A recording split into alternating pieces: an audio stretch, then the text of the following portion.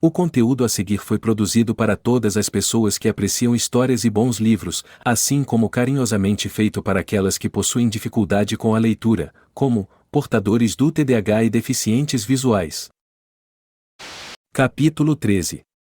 Rei Grome.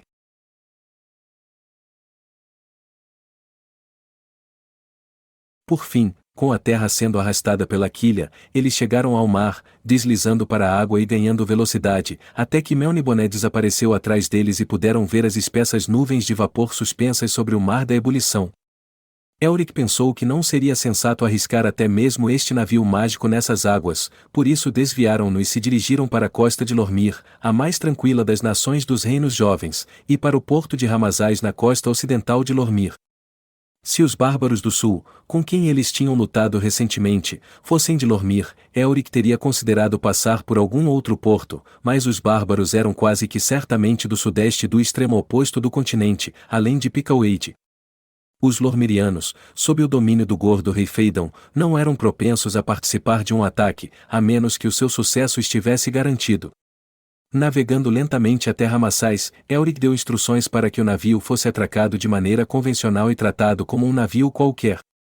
No entanto, ele chamava a atenção pela sua beleza, e os habitantes do porto ficaram maravilhados ao encontrar Melnibonianos dentre a tripulação do navio. Embora Melnibonianos não fossem muito bem vistos pelos reinos jovens, eles eram temidos. Assim, aparentemente, de qualquer forma Elric e seus homens foram tratados com respeito e foram servidos com comida e vinho razoavelmente bons nas hospedarias onde entraram. Na maior das pousadas à beira-mar, um lugar chamado, indo para longe e voltando para casa em segurança, Elric encontrou um hospedeiro tagarela que, antes de comprar a pousada, era um pescador próspero e que conhecia as costas meridionais razoavelmente bem. Ele certamente conhecia as terras de Oin e Iu, mas não tinha respeito nenhum por elas. O estalajadeiro pergunta erguendo as sobrancelhas para Elric antes de esconder o rosto com a caneca de vinho. Você acha que eles poderiam estar se concentrando para uma guerra, Sr. Elric? Após perguntar, ele limpa os lábios balançando a cabeça ruiva. Elric então responde. Só se forem guerrear contra pardais. Oin e Iu são nações mais porcas. A única cidade razoavelmente decente nelas é Dousken, que é compartilhada entre elas, sendo que metade está de um lado do rio Ear, e metade do outro lado.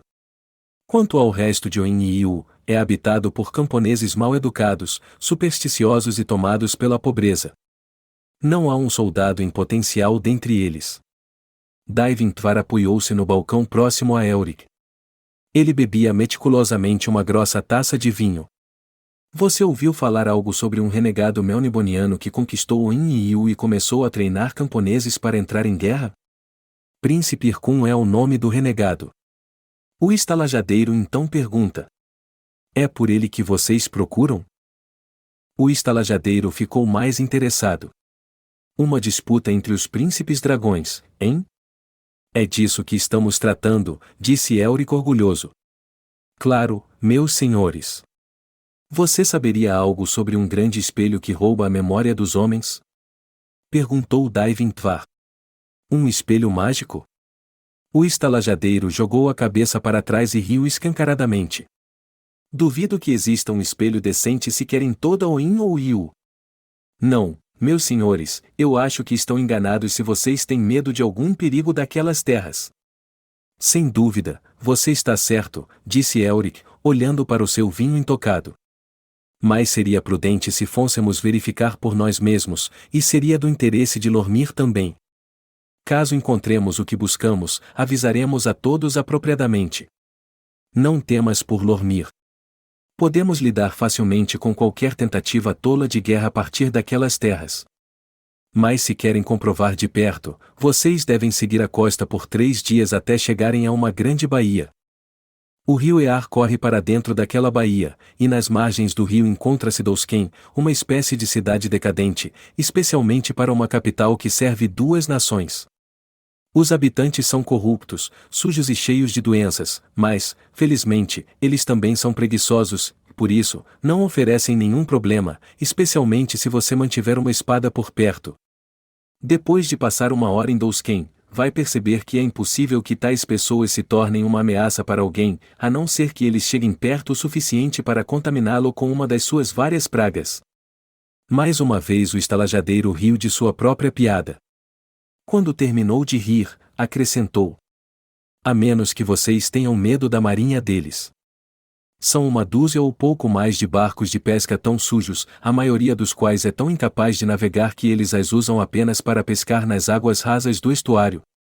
Elric empurrou a taça de vinho de lado. Nós o agradecemos, senhorio. Ele colocou uma moeda melniboniana de prata sobre o balcão. Vai ser difícil arranjar troco para esse valor, disse o estalajadeiro astuciosamente. Não há necessidade disso, Elric disse a ele. Obrigado, mestres. Gostariam de passar a noite em meu estabelecimento? Posso oferecer as melhores camas de Ramassás. Creio que não. Iremos dormir em nosso navio esta noite, para que possamos estar prontos para velejar ao amanhecer. Disse Elric a ele. O senhorio observou os melnibonianos partirem. Instintivamente ele mordeu a moeda de prata e, então, suspeitando ter provado algo estranho, removeu de sua boca. Ele olhou para a moeda, virando-a de um lado para o outro. Será que a prata melniboniana era venenosa para um mortal comum? Era melhor não correr riscos. Enfiou a moeda em sua bolsa e recolheu os 2 copos de vinho que deixaram para trás. Embora ele odiasse desperdício, decidiu que seria mais sensato jogar fora os copos para o caso de terem ficado contaminados de alguma forma. O navio que navega sobre terra e mar chegou à baía ao meio-dia do dia seguinte, e agora estava perto da costa, escondido da cidade distante por um curto istmo em que crescia uma folhagem grossa, quase tropical. Elric e Daivintvar prosseguiram com dificuldade através da água clara e rasa em direção à praia e entraram na floresta. Eles decidiram ser cautelosos e não fazer sua presença conhecida, até terem determinado ser verdade a descrição desdenhosa do estalajadeiro sobre Dousken. Próximo ao extremo do istmo havia um morro alto e, sobre ele, várias árvores de bom tamanho. Elric e Daivintvar usaram suas espadas para limpar o caminho através da vegetação rasteira e abrir caminho até o morro, até chegarem às árvores, escolhendo a que poderia ser mais facilmente escalada. Elric escolheu uma árvore cujo tronco se curvava e depois se endireitava novamente. Ele embainhou sua espada, pôs as mãos no tronco e se arremessou para cima da árvore, escalando até chegar a uma sucessão de galhos grossos que suportavam o seu peso. Enquanto isso, Daivintvar subiu em outra árvore próxima até que finalmente os 2 homens podiam ter uma boa vista da baía onde a cidade de Dousken era vista claramente. Certamente, a cidade merecia a descrição do estalajadeiro. Ela era esquálida, encardida e evidentemente pobre. Sem dúvida, foi por isso que Irkun a tinha escolhido, pois as terras de Oin e Iu não devem ter sido difíceis de conquistar com a ajuda apenas de um punhado de aimerianos bem treinados e alguns dos aliados da feitiçaria de Irkun. Na verdade, poucos se importariam em conquistar um lugar como aquele, já que praticamente não possuía nenhuma riqueza e sua posição geográfica não tinha importância estratégica alguma. Irkun a tinha escolhido bem, se a finalidade era manter segredo e nada mais. Na verdade, correríamos grande perigo ao entrarmos na baía. Eu acho que conseguimos olhar para o espelho apenas porque ele não está apontado diretamente para nós. Mas note que há um maquinário capaz de movê-lo para qualquer direção, exceto uma. Ele não pode ser virado para o interior, atrás da cidade.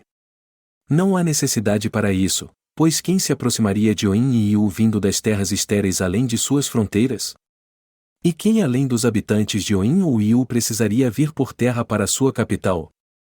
Acho que entendo o que quer dizer, Daivintvar. Você sugere que seria prudente fazer uso das propriedades especiais de nosso navio e ir por terra até Dousken, atacando de surpresa e fazendo pleno uso dos veteranos que trouxemos conosco, movendo-se rapidamente e ignorando os novos aliados do príncipe Irkun, à procura do príncipe e seus renegados. Exatamente, meu senhor, será que conseguimos fazer isso? Invadir a cidade, prender Irkun, resgatar Simoril, depois sair rapidamente? Elric então responde. Uma vez que temos poucos homens para fazer um ataque direto, é tudo o que podemos fazer. Mas é perigoso. A vantagem da surpresa estaria perdida, é claro, assim que atacássemos. Se falharmos em nossa primeira tentativa, será muito mais difícil atacar uma segunda vez. A outra possibilidade seria de entrar furtivamente na cidade durante a noite e torcer para encontrar Irkun e Simoril isolados, mas então não faríamos uso de nossa arma mais importante, o navio que navega sobre terra e mar. Eu acho que o seu plano é melhor, Daivin Tvar. Vamos conduzir o navio para o interior do território agora, e esperar que Grome demore a nos encontrar, porque eu ainda temo que ele tente seriamente arrancar o navio das nossas mãos. Elric começou a descer em direção ao chão. De pé mais uma vez sobre o convés do lindo navio, Elric ordenou ao timoneiro virar a embarcação mais uma vez em direção à terra. Sob meia vela, o navio se movia graciosamente através da água, depois margem acima, e os arbustos floridos da floresta se abriram diante da sua proa. Agora eles estavam navegando através do verde escuro da selva, enquanto pássaros assustados crocitavam e guinchavam e os pequenos animais se detinham com espanto olhando de cima das árvores o navio que navega sobre terra e mar. Alguns quase perderam o equilíbrio quando o gracioso navio progrediu calmamente sobre o solo da floresta, desviando-se apenas das árvores maiores. E assim eles prosseguiram pelo interior da terra chamada Oin, que fica ao norte do rio Ear, que marca a fronteira entre Oin e a terra chamada Iu, com a qual Oin compartilha a mesma capital. Oin era um país constituído em grande parte de uma selva desflorestada e planícies inférteis onde os habitantes cultivavam.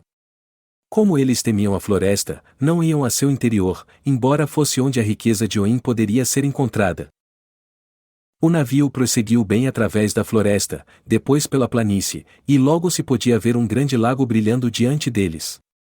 Daivin Tvar, olhando para o mapa bruto que tinha obtido em Ramassais, sugeriu que eles começassem a virar para o sul outra vez e se aproximar de Dousken formando um grande semicírculo.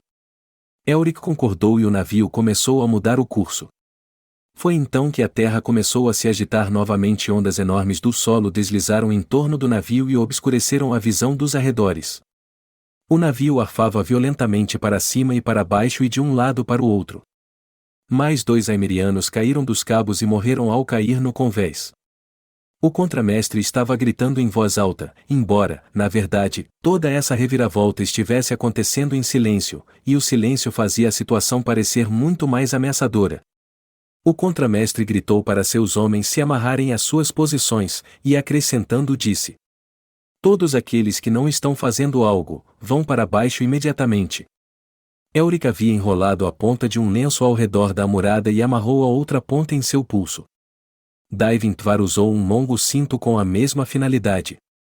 Mesmo assim eles foram arremessados em todas as direções, muitas vezes perdendo o pé enquanto o navio chacoalhava.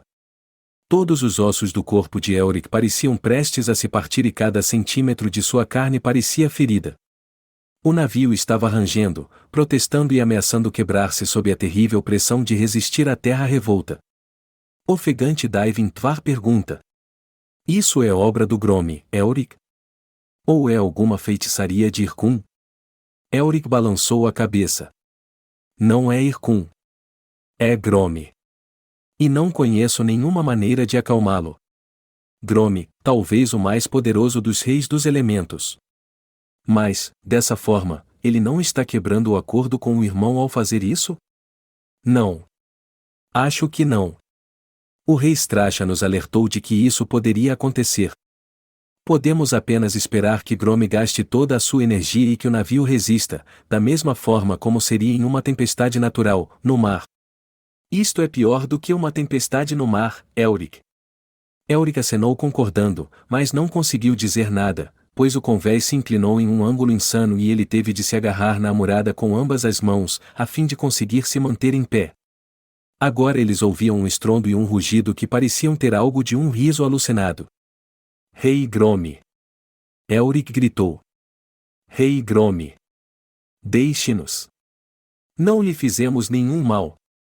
Mas o riso aumentou e fez o navio tremer por inteiro enquanto a terra subia e descia ao redor, com árvores e rochedos atirados em direção ao navio, mas sem nunca atingi-lo, pois, sem dúvida, Grome queria seu navio intacto. Grome! Você não tem nenhuma desavença com os mortais. Elric gritou novamente. Deixe-nos. Peça um favor a nós se for preciso, mas conceda-nos esse favor em troca. Elric estava gritando qualquer coisa que lhe vinha à cabeça. Mas ele não tinha muita esperança de ser ouvido pelo Deus da Terra e não esperava que o rei Grome fosse se incomodar em dar atenção a ele, isso se o elemental sequer o ouvia. Não havia mais nada que pudesse ser feito. Grome! Ouça-me! A única resposta a Elric foi um riso ainda mais alto que fez todos os nervos dele tremerem. A terra se agitou ainda mais e o navio girou e girou até um ponto em que Elric tinha certeza que iria perder os sentidos por completo. Rei Grome! É justo assassinar aqueles que nunca lhe fizeram mal? E então, lentamente, a terra se acalmou e o navio ficou imóvel quando uma figura marrom enorme apareceu diante do navio. A figura era da cor da terra e se parecia com um grande e velho carvalho. Seu cabelo e sua barba eram da cor das folhas, seus olhos eram da cor do ouro, seus dentes eram da cor do granito, seus pés eram como raízes e sua pele parecia coberta de minúsculos brotos verdes no lugar de pelos. Era o rei Grome dos elementais da terra. Ele fungou e franziu a testa e disse em uma voz suave e poderosa que era ao mesmo tempo áspera e carrancuda: Eu quero o meu navio. O navio não é nosso para lhe dar, rei Grome, disse Elric. O tom de petulância de Grome aumentou. Eu quero o meu navio, disse ele lentamente. Eu o quero. É meu. De que ele serve para você, rei Grome? De que serve? Ele é meu. Grome bateu o pé e a terra tremeu. Elric disse desesperadamente: É o navio de seu irmão, rei Grome. É o navio do rei Stracha. Ele lhe deu parte de seu domínio e em troca você permitiu que ele ficasse com o navio. Esse era o acordo. Eu não sei de nenhum acordo. O navio é meu. Você sabe que se tomar o navio, então o rei Stracha terá que tomar de volta a terra que ele lhe deu. Eu quero o meu navio.